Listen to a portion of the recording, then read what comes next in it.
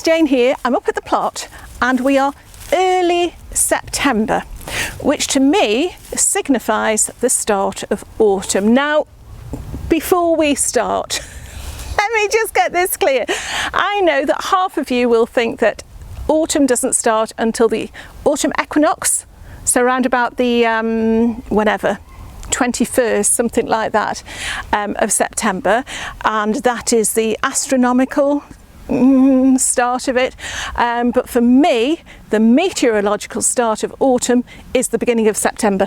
And yeah, one of the things that signifies that more than ever is just whatever the year's been like beforehand, this time of year our fruit trees hardly ever let us down, and they are just absolutely laden with fruit, unsurprisingly. So what I'm going to do today, I have got my trusty old harvesting apron. I'll leave a link somewhere, and I'm going to go around and just make a start, because believe you me, there's far too much to do all at once. I'm going to make a start on harvesting some apples, some damsons and some pears.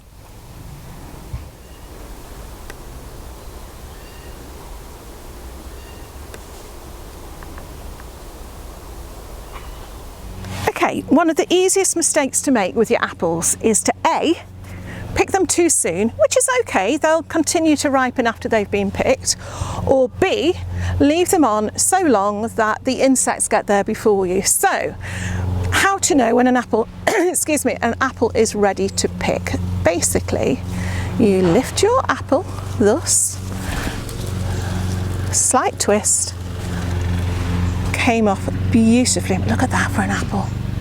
How gorgeous is that? These are our really, really tasty russets. So right, that's going in the apron. Let's try another one. Let's just see. Okay, these ones here. Okay, that one's a bit small, but I'm going to try and give it a twist. That's exactly the same as I did with the other one. Not quite ready yet to come off. So I'm going to try on this side. Nope, not quite ready. I'll go all the way up. Nope, they're not ready. Isn't that typical? Okay, let's try some more over here. Let's try this little fella. There. Oh, don't they look lovely with all the leaves on like that? Look, that'd double its price if it was on the farmer's market, wouldn't it? But yeah, beautiful, almost blemish-free, ripe apple. It will continue to ripen, I'll come on to that later on, but the taste won't develop anymore, so the texture will become softer. These are quite hard russet apples, but the taste becomes, sorry, the texture becomes softer, but the taste will stay pretty much as it is now. So you want to try and pick them as ripe as you possibly can. So, okay, let's get on and pick the rest.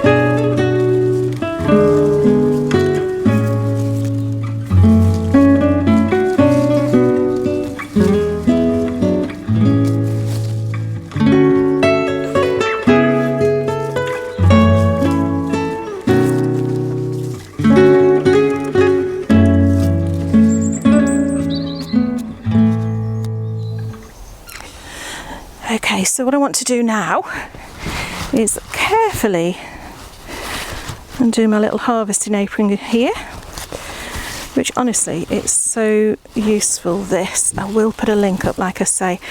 And what I want to do is, just as I'm taking them out, I'm going to put them really carefully in here. Usually, if it was beans or anything in this apron, I would just tip them. I'd tip them out. But I don't want these to bruise. Oh, look at that one. Can you see that one? Can you see that one? It's a tiny bit of red. I mean, that's like an old painting, isn't it, that needs to be restored.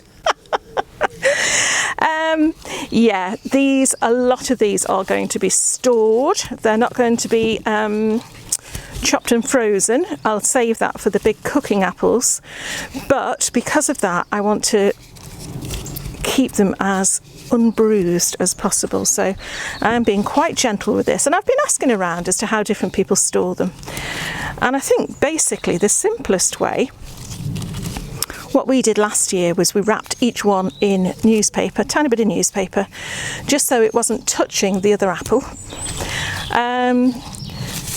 But what that meant was when you came to check it, you know, after a month or so, and you have to check, you see that one's not good. I'm going to throw that one.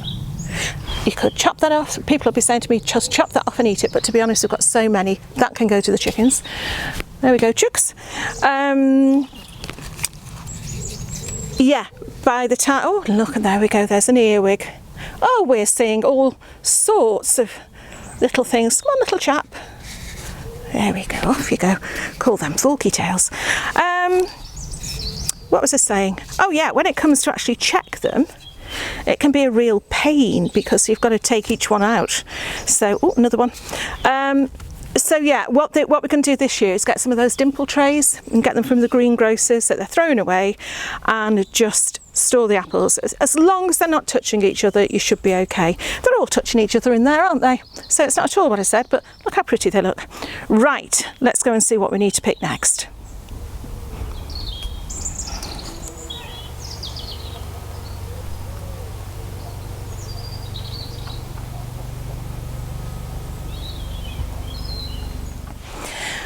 Okay, just to interrupt this broadcast, and I don't know why I'm whispering, but I feel like I should. If you're not already subscribed to the channel, if you wouldn't mind, in the bottom right hand corner of this picture there should be a red box that says Jane's Allotment on it.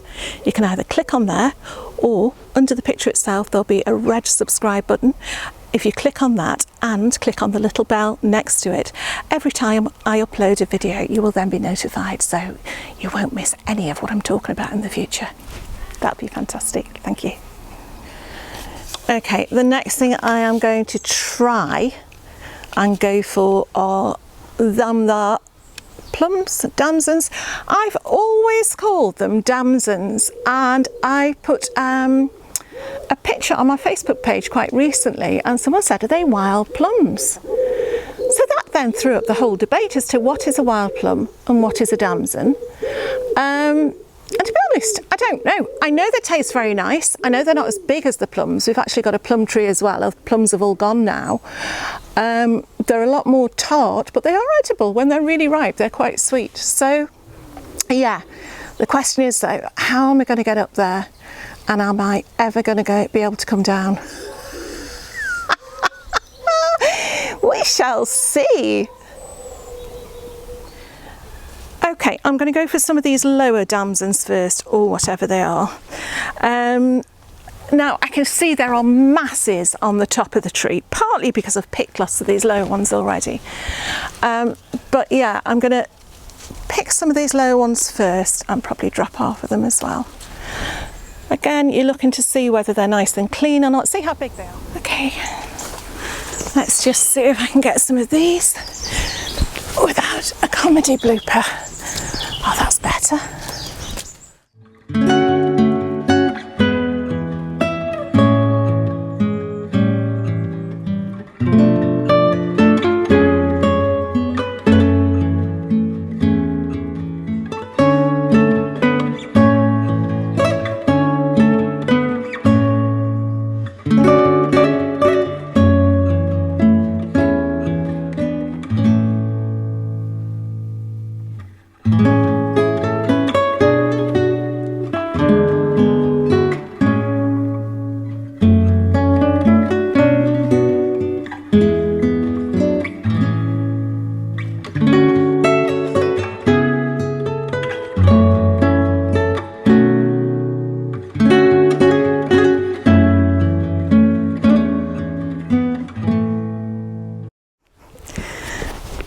Here we go, here's the magic of the harvesting apron. If I can just, tuck myself into the little basket there.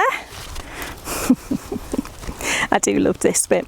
Unlike the apples, which I'm being very precious about not bruising, these are going to be processed as in stewed or jammed or something or other over the next day or two. So I don't know if you can see that or not, but I quite like this bit. Release the plums. Look at those. Only a few there.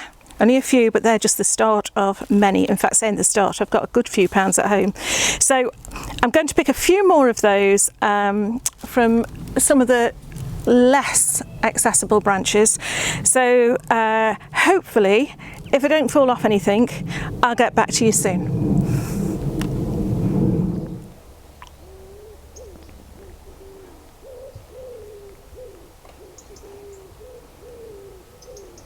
And how can I wander past my gorgeous blackberry arch without picking a few gorgeous blackberries?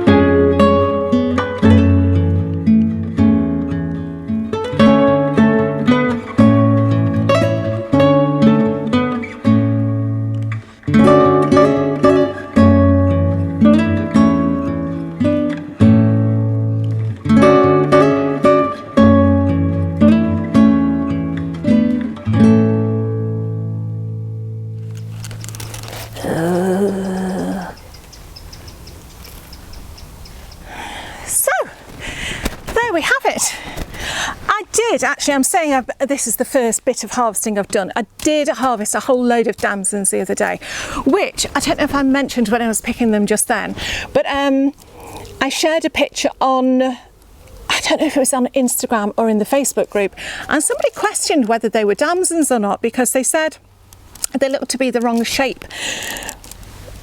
They're quite long. They're not thorny, so they're not sloes, but they thought they might be wild plums. Now, to me, I've just always called them damsons because the neighbour has a great big damson tree in the next plot next to us there, and these are exactly the same. Whether his are wild plums or not, I don't know. But are they the same thing? They're probably the same family, aren't they? They're all part of the, I don't know if it's the rose family, which is an odd one. But I've got plenty there. I've got some pears, like I said. I don't know if you can actually see what's in here. I've put the pears in with the damsons to fill the basket a bit. I've only got, look at that, a meagre, I'm going to use that word meagre there, few berries, but they will probably all get eaten tonight with some nice ice cream. But what I have got is the first load of gorgeous apples, and I couldn't resist this red one. The rest of the tree isn't ready, but this one, oh, I always think my parents have got an apple tree in their garden, and in fact there's one just down here, and the apples are a deep red. They are a bit like my hands at the minute. They are quite magical, and they always make me think of Snow White, you know, and poison apples. I'm sure they're not poisonous, that wouldn't be allowed, but yeah, there's just something magical when you get that really deep red glow about an apple. So yeah, so actually I'm really pleased with that. I am already at the state, and I'm sure a lot of you are in the same state, where it is nigh impossible to get a nice clean surface in the kitchen. Every counter is stacked full. I recently made 8 pots of strawberry jam, so they're sitting there ready to go into like the utility room, but that's got to be sorted out before they can go in. And the jam hasn't set very well. I know strawberry doesn't set as well as raspberry. It hasn't got the same natural pectin, but I'm calling it strawberry soup for now, but I'm sure it's nice. I'd far rather have a runny jam than an over thick one that you have to sort of slice like a curd. So yeah, that's okay. Anyway, so I've got my strawberries there. I've been processing the tomatoes, just roasting them. trying to make the most of the oven by doing 2 trays at once, and then they're being processed. So that's an ongoing thing. Can I find Tupperware containers with lids that match?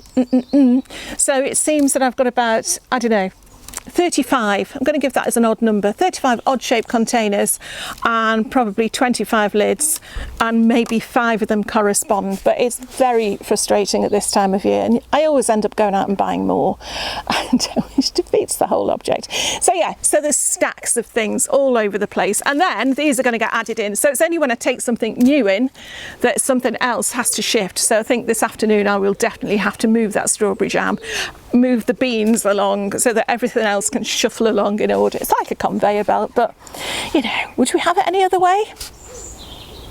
Possibly. It's one of those things they say, yes, but the joy of picking your own produce and preparing it and everything, it can be quite a pain at times, let's all be honest, but ultimately it's wonderful. So yes, so the apples, as I said before, will be getting stored as is.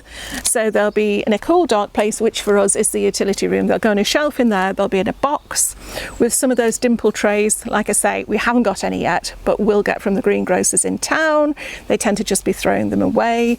The larger apples, which I haven't picked yet, the faraway tree apples, which are just above me, danger apples, they're not quite ready, but they will be the ones that will be getting processed. So they'll be getting stewed or just peeled and chopped to go in the freezer. The pears will be sitting somewhere, probably staying in this basket actually, with a few bananas in with them as their friends to try and ripen them up a bit.